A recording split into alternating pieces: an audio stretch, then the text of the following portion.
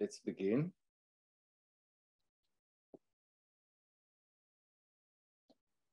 So first of all, everybody to our third annual conference of graduate works. The theme of this year's conference deals with design and community and the dynamic relationship between designers and interconnected design partners. During the conference, we will be reflecting on the value of design for community and how the connection with the community validates and shapes design. As design gains credibility by serving the community, there are even some cases where the communities cluster as a result of design. Reflecting on the subject will be few of our distinguished speakers. Before I invite or I explain about the distinguished speakers, I'd like to just explain about the translation of the conference. There is a button at the bottom of your screen. It says interpretation. If you click on that button, you will be able to get either Hebrew, English, or the general conversation, which will be in both languages. So you're all invited to click on the button and click on the language that you'd like to hear the conference in. And this is before we continue with the conference. So everybody's invited to take a look and choose what is suited for them. Speaking to us throughout the day, we will have our distinguished speakers from India, from Germany. In the morning, we will have Professor Shilpa Das from NID Ahmedabad, India. Then we will have Dr. Ariel Gurzenzweig from Elisava, Barcelona, Spain. Then we will have Dr. Bianca Harlow from UDK, Berlin, Germany, and Mr. Ronen Kadushin from TU Ulfab in Berlin, Germany. Our keynote speaker for today will be architect Itai Aronson, who's a senior partner in Shlomo Aronson Architects Jerusalem, which is a leading architect design office in Israel. And we will describe more of that later. So without further ado, I would like to invite Professor Berthold Friedlander, the president of Hadassah Academic College, to address the conference with some opening remarks. Professor Friedlander, the floor is yours. Hey, good morning to everybody. It's a real honor to open this conference, the third annual conference of the Dan Department of Creative Human Design. First of all, I want to welcome our participants from abroad, our guests, to welcome our faculty of the department. And above all, I want to congratulate our students that are presenting today, and they are actually completing their studies this year and getting a degree. For me, this is the most important meaning of this conference, is offering to our students and future graduates the opportunity to present their work and be part of this important conference. The concept of design and community, I think that is part of the DNA of this department, and I'm sure this is going to be addressed by other speakers. I will say that my only regret is that this meeting is taking place online. I wish that we could have all of you here at our college and offer the opportunity to our students to present this to you in person, allowed us to see them, because even though I'm grateful for the technological aspect developed during the pandemic that still allowed us to communicate in this way, I am a person convinced that nothing can replace the person-to-person interaction. So I hope that the fourth annual conference of the Dan Department of Creative Human Design will take place here, physically in Jerusalem at our premises, and use the advantage of the technology to allow also those that cannot be physically present to be part of this meeting. So I wish you a very successful meeting, and extend an invitation to all of you to be here next year and have the opportunity not only to see the little square on the screen, but also to be able to interact in person. So good luck to all of you, and my compliments to our students graduating this year.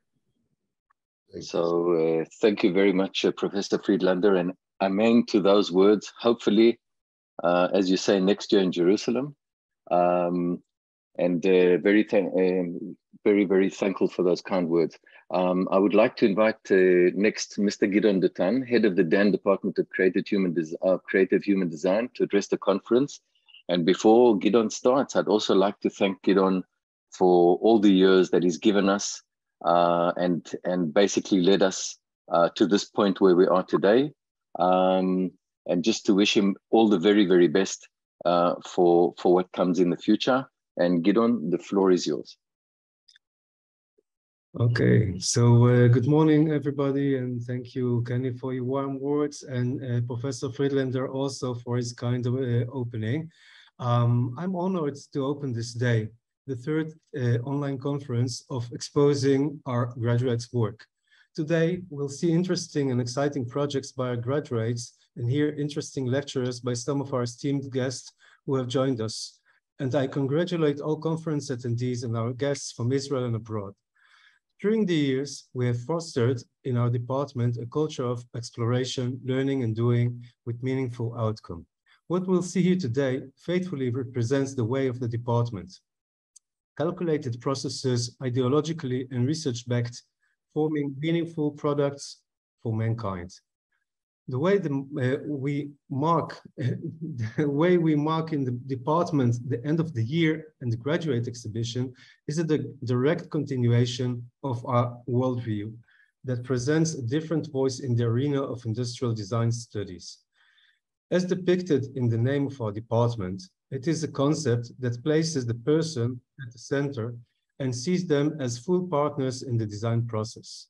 As such, our starting point strives for design whose purpose is to improve and resolve human situations and life situations, while in-depth research and design partners inputs are what steers its development as a direct and authentic process leading to a best suitable product. We call design partners the consultants with expertise relevant to the design issue, as well as users and or clients to whom it is aimed. Their opinions matter to us a lot and form an important tier in the processing of research data, which is a major part of the design process. The designer's ability to sum it all up is where we aim at. Identify situations, investigate them, discuss and collaborate to define requirements and characterize needs. All of these make it possible to tighten and refine the data and tailor a suit based on them in response to the phenomenon or needs identified, so that there is always a process that leads to an authentic and community-based outcome. Just as the end result is the product of an evolving process and is not known in advance, it may not necessarily be a tangible physical object. It can also be abstract, such as a service or user experience, or a combination of several options in 3 dimensions, in 2 dimensions, such as an application or a booklet, or an abstract dimension. Along with design tools and concepts that are an integral part of the world of industrial design, such as materials and technologies, in our department, where we place the person at the center, we also talk about listening, compassion, and empathy as materials that are integral to the design process. When the design process involves close contact with people, it contains sociological, anthropological, and psychological emotional aspects. As such, the process should be a responsible one, and it must contain empathy and respect for privacy and maintain ethics. Finally, I would like to say a few words of thanks. This is our Students' Day, so I will start with them. Thanks to our graduates for their investment and trust and for being with us during these 4 challenging years. What did you not have? 2 strikes, 2 epidemics, and other mishaps. But despite all this, you did not give up and continued to work seriously and persistently in the face of all challenges. You were a cohesive and interesting group, and you showed courage, flexibility, and determination to cope. Congratulations to all our graduates, and it seems that after what you all went through, nothing will be difficult for you in the future. I would like to thank the department's faculty for the huge investment, for the interesting and immersive courses, for the thinking and attention given to each and every one of our students in the department. This is not self-evident, and this investment is bearing fruit. Today, we'll see a selection of final works of the 4th year, and at the end of the conference, we will launch the end-of-year exhibition with selected works of the 1st, 2nd, and 3rd year. Among the works, many of the tangible ones have been produced in the department's workshop, and here is also a place to thank the workshop staff who always help. I would like to thank the management of the college, Professor Tolo Friedlander and Dr. Tzachi Milgrom for their support, and to our benefactors, the Dan family. And a big thank you to Professor Kenny Segal and Professor Jonathan Ventura for organizing this conference with us, and to Ms. Yael Orly, the department's coordinator, and our team of students who helped this conference come together. Enjoy the day. Well, that was an abrupt finish, Gidon. Thanks for that. And just so that you know, Gidon's currently with Corona, so he's bravely managed to put that together. So thank you for that, Gidon, once again. Without further ado, let's begin the conference in the hope that our other students will be joining us as soon as possible. And the beginning of the, until the lunch break, I'm handing the baton over to Professor Jonathan Ventura, who will be leading the 2 morning sessions and introducing. Just to give you a heads up, the way that it's going to work, every session has a chair. The chair will be addressing the conference with the subject that you've seen in the invitation. And then immediately afterwards, the students, the relevant students, are going to be presenting the work. They will be introduced together with the chair, and this is to keep everything flowing. Then we have the keynote speaker. After the keynote speaker, we will be going for a break. And in the afternoon, after the break, we'll be meeting again for the 2 final sessions. And then a final address from Gidon, who will be opening our annual exhibition of student and graduate works.